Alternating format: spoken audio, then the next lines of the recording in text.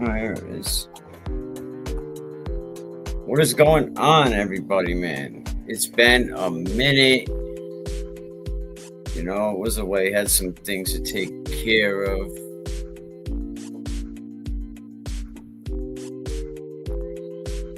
Make sure I have everything. I don't think this will be too long, but I think this is something we should talk about.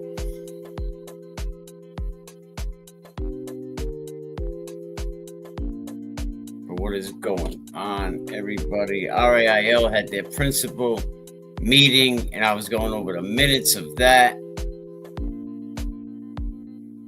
But we're getting closer and closer to that sport. We're getting closer to football. You know, we got baseball going on right now. You know, but, you know, while we're all confident on the transgender stuff, you know, R.I.I.L actually had their meeting, and they weren't having it. They said, not on us. They don't want to be the one to make. They said, yo, that's the school's responsibility to follow all federal laws. So, you know, and I mean, leave it to R.I.I.L to, I mean, come on. It was voted on 11-0. So every principal on that committee thought it was a good idea. Yo, let them sue the schools. let them mess with the schools. Don't let them mess with R.I.I.L. And I actually have the document. We're gonna show it, you know. But we shouldn't have transgender boys playing with girls and vice versa.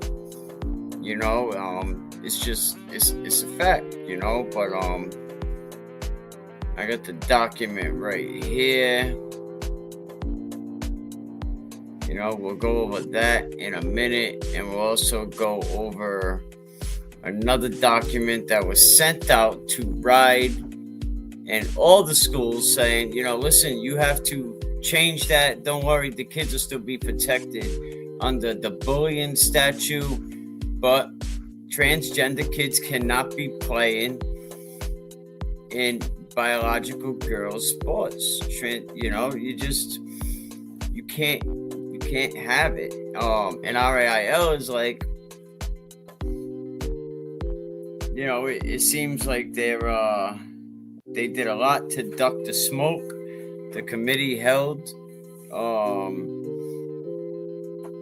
This is in middle school as well as high schools. They're gonna leave it up to each district.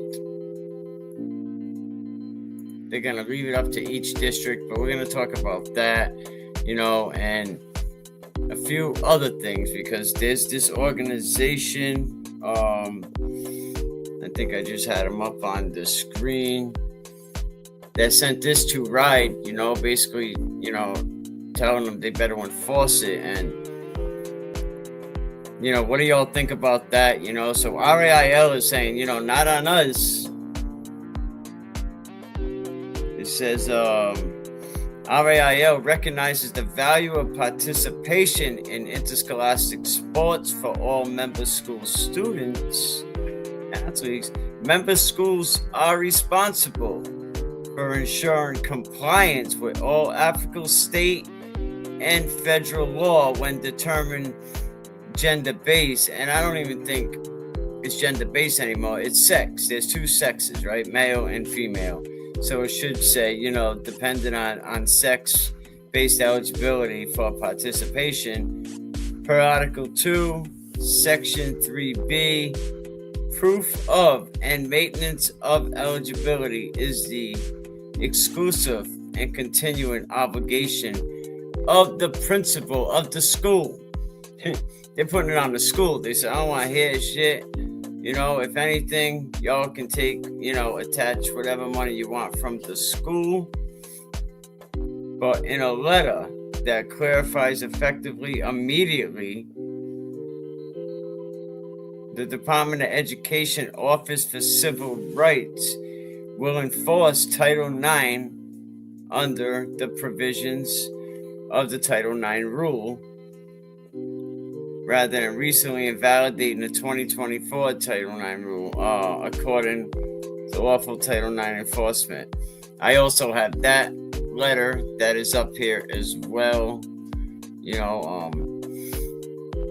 A couple other things, but first, shout out to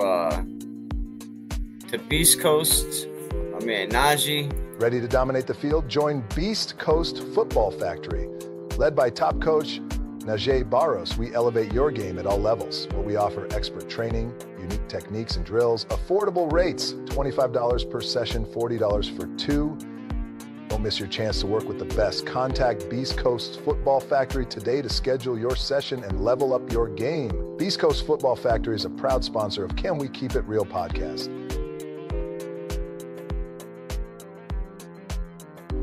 And if you're looking to buy a home, definitely check out Home Smart Professional. Are you dreaming of the perfect home?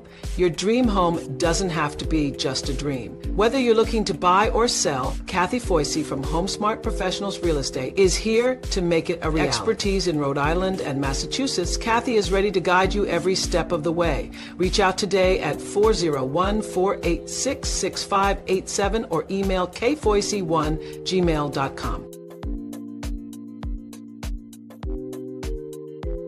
Shout out. But let me, I'm going to bring you right over to the exact, let me see. Boom. Here we go. Hang on. This was a recent vote. How you feel about that, though? I mean, y'all know where I stand. No way in any world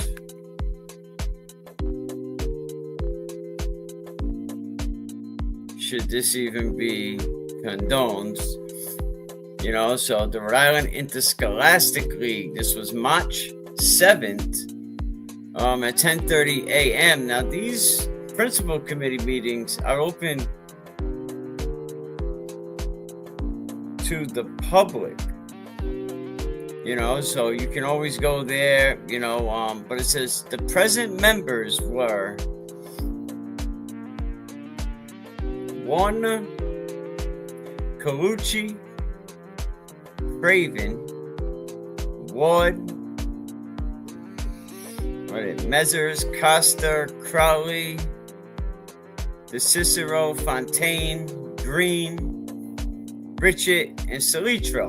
Also present, Mike Usolani, Executive Director, Thomas Marcello, Assistant Executive Director.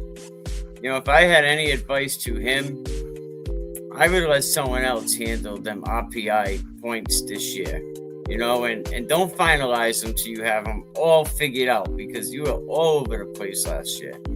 But moving on, right? Susan Borges, Administrative Assistant, and Jeff Sola, Esquire. That's the lawyer that was giving you all this great advice. Absent. Who are the smart ones? I don't know. All, Measures, Barberi, Barr, Givens, McCartney, and McGrath. The March 7th meeting of the principal committees on athletics was called to order at 10:30 in the morning on a Friday. We got to remember that. So Article 3, Rule Revision, Middle and High School. The committee held previous meetings and continued discussions with legal counsel to revise Article 3 regarding the determination. We're not even going to say gender, because there's two sexes now, right? Male and female. And they should really change that. They should at least change that, regarding Title 9. Two sexes, bro. Male and female. Eligibility by member schools. On a motion made and seconded, the committee unanimously approved by a vote of 11-0 for both the middle and high school levels the following to take all the heat. Nice, principal.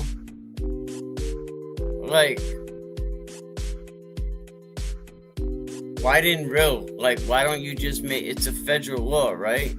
I mean, it's an executive order, so why don't you just be the big boys, pull your big pants up, and stop worrying about what the governor's saying, because you know what, he's out of here anyway.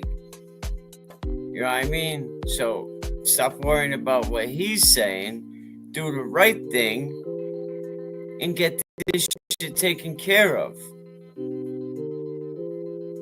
You see what Maine already did, right? Maine wasn't playing. Yeah, Maine and Rhode Island standing together. Maine said, yeah, nah, we straight. We straight. As soon as they didn't get that check, we straight. And any other state that's doing this BS, the interscholastic leagues should be following the federal law. They should be following the executive order.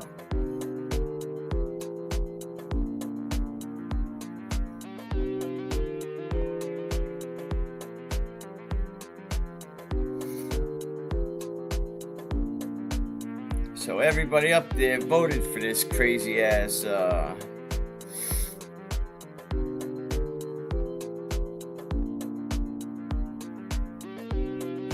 trying to find what else I had.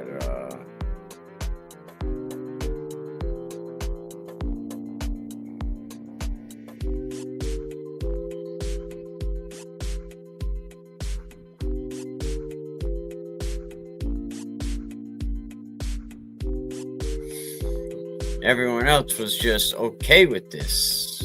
I mean, now we're gonna go check out this is the guidance to Rhode Island local education agencies. This was sent out to all schools. It's from the Attorney General, right? Angelica Fonte Green, Rhode Island Commissioner of Elementary and Secondary Education, and this is dated February 28th, ensuring a safe and inclusive learning environment for all students. Make sure you see what I see. We shouldn't have transgender with oh, let me get this down. My bad. We can't have transgender, you know, if that's what you want to do. I mean, there's always been, back in the day, what do we call it? Cross-dressing. Yeah, I mean, there was always cross-dressing and stuff. But it didn't bother anybody because nobody bothered that. You know what I mean? Like, they were on their own. RuPaul, a lot of cross-dressing been going on forever, and nobody cared. But you know, you start to make it somebody else's. You know, that's when.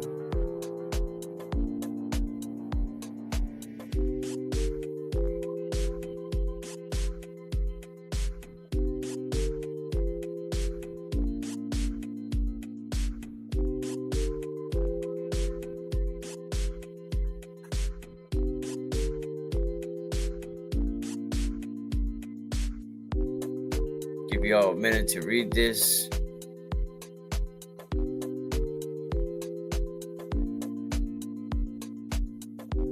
Now, this is basically saying, you know, that there was an executive order and we got to follow federal law. You know, the children of Rhode Island public schools deserve a safe, inclusive learning environment, no matter who they are, what they look like, or where they come from, right? In recent weeks, actions taken by the administration of the president has raised concerns Rhode Island's ability to deliver on the promise. The executive orders relating to diversity, equity, and inclusion. Some school districts were asked whether they must change practices or procedure to comply with federal law, and the guidance aims to concerns based on the understanding of the executive order referenced January 20th, 2025, defending women from gender ideology and restoring biological truth to the federal government. And then there was another executive order, basically saying that biological, boys cannot play, in biological girls' sports. But the Freedom of Prosperity, has really been doing a lot. They on March 6th, they had a request for the office of let me see if you still have what I have. All right. I mean, am I right? We can't have transgender in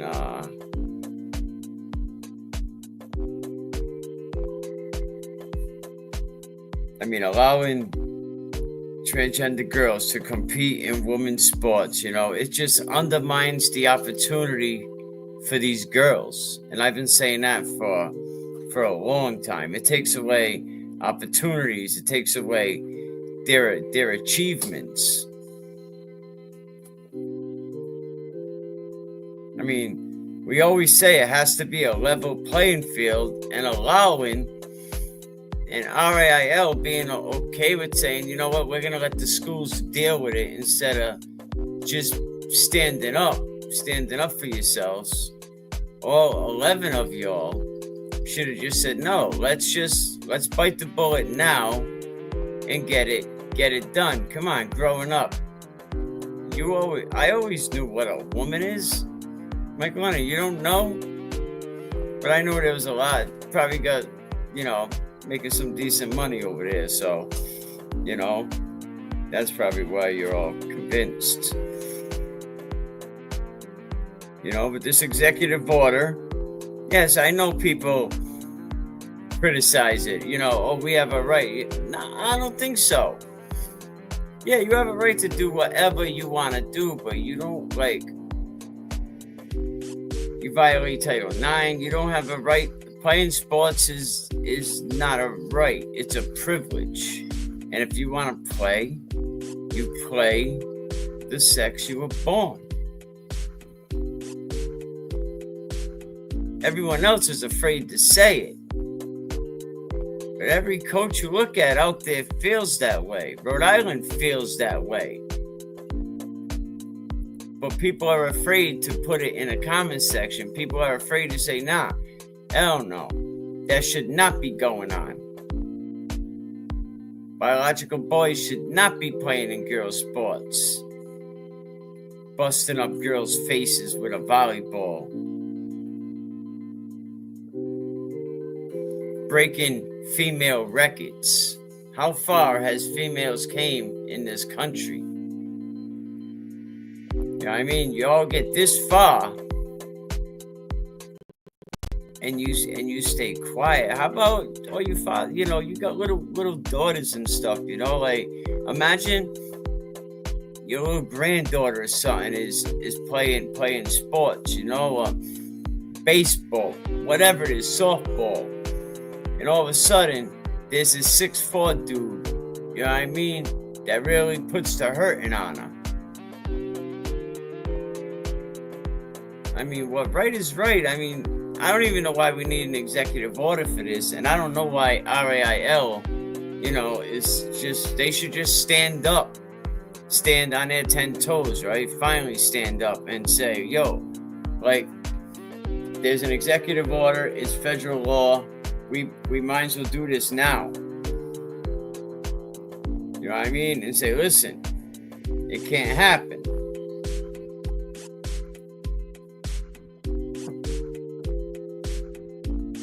It can't happen, right? That's what they should be saying. But no, they say, you know what, let the schools deal with it. Let the schools get sued.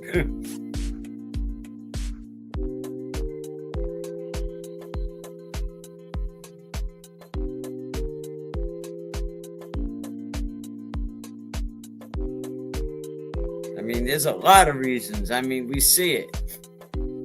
There's a lot of reasons why these biological boys have an unfair advantage over these girls.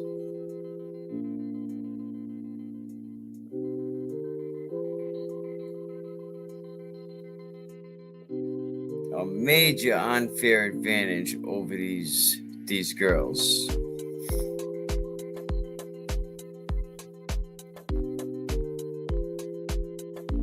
I mean, nobody sits back and thinks about the impact of the scholarship opportunities.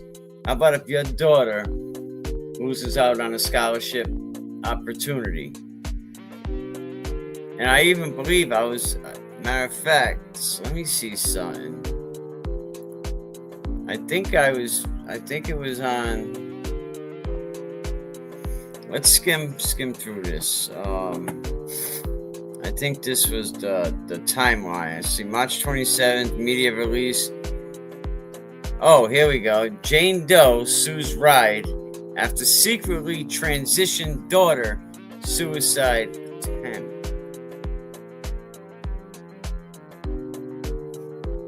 Oh, you can't say that word, huh? You can't say a lot of words anymore. Alright. Check it out.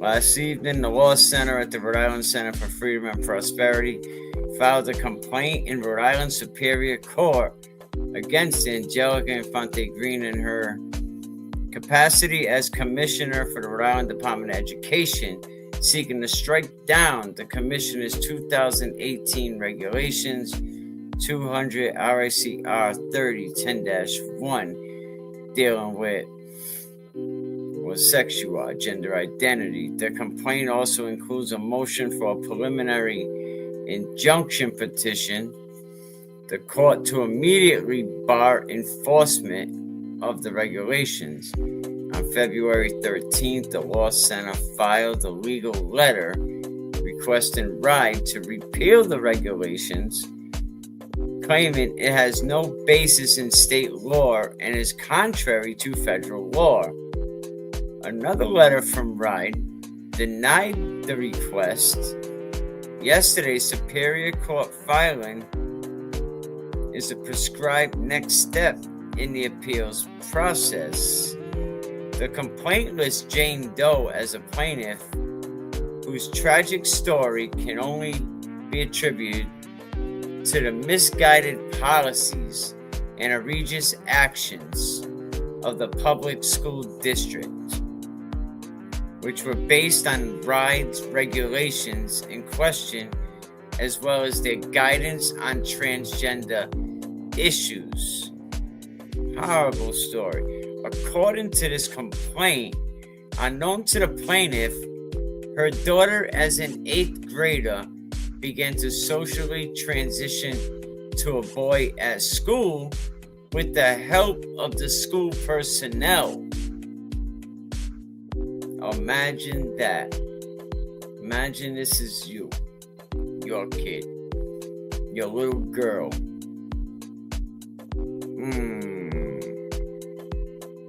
And these are the policies that they secretly can keep from you.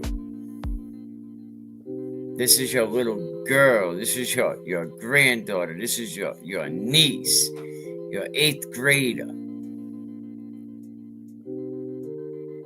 With the help of school personnel, with the help of paid school employees, they secretly transition your little girl to a boy at school. All because of R.I.I.L's guidance and policies. The complaint goes on to say school personnel felt compelled to encourage the girl's social transition and to hide this fact from the parents.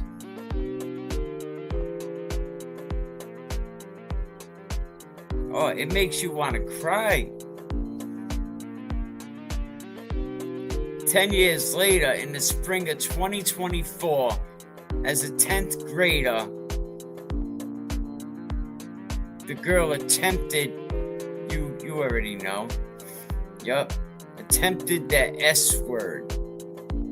Only then did her mom, who is Jane Doe in this story, learn of her child's multi-year transition.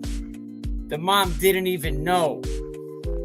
Now the kid's in 10th grade, 2 years. And this is what R.I.I.L's policy was doing. But we won't say anything about these policies. When R.I.I.L says, no, we'll let the schools, it's up to the schools to deal with, to take care of it.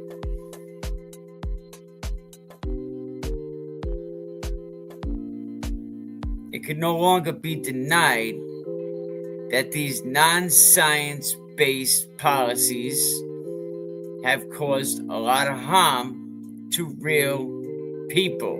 That was said by Mike Stenhouse, CEO for the center. He said his attorneys have blown away the argument that aiding in a minor's transition is somehow beneficial to students and their families. God forbid anyone ever did that to my, oh my God.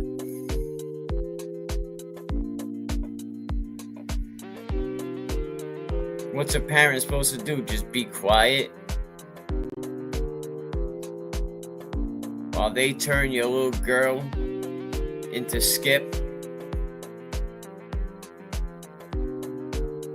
That's enough to send someone, whoop, over the edge. And that's why we can't have stuff like this. You want to do what you want. You want cross-dress? Cool. Whatever. But you can't be forcing everyone else to go along with it. And we need to step up and respect that executive order. Let this dumb nitwit governor say, oh, Rhode Island stands with, transgender in sports. No, Rhode Island don't stand with that at all. You could stand because now you alone, because the main governor was like, peace, we out. As soon as them checks started slowing up.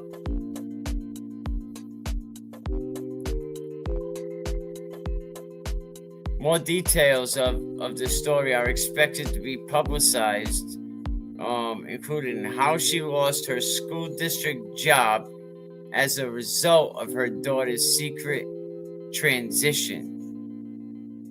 Lost her job. You guys are over here behind my back turning my daughter into a man or into something that who knows what. Respectfully.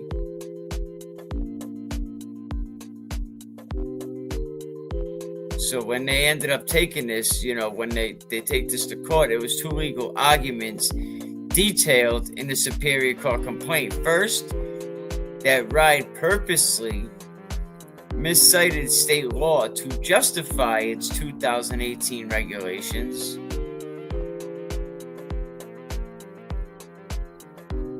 There is no state statutory basis for it. Second, that current R.I.I.L and school district policies regarding transgender students is a violation of current federal law and Title IX regulations, which it is. So, even if the school allowed it, R.I.I.L, you'll be in violation of Title IX. This complaint was filed by attorney Gregory Piccirilli, who's a member of the Law Center subcommittee of the Board of Directors for the Rhode Island Center of Freedom and Prosperity. He, along with the subcommittee chair Giovanni Ciccone Law Firm, shout out to them, and fellow member attorney Susan McGee. Hey, nice name. And CNK are available for media interviews upon request. We gotta reach out to them.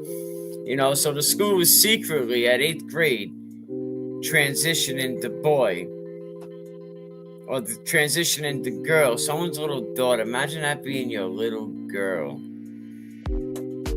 8th grade little girl, man, and they're secretly doing this to you. And then when 10th grade comes around, the stress gets so much, your little girl attempts the S word. Nah. We can't have stuff like that. Just like we can't have R.I.I.L saying that it's up to the schools. Let it be up. Let's leave it up to the schools. Nah, we can't have that. And here is their minutes saying just that. R.I.I.L says leave it up to the schools. But I can't be okay with that.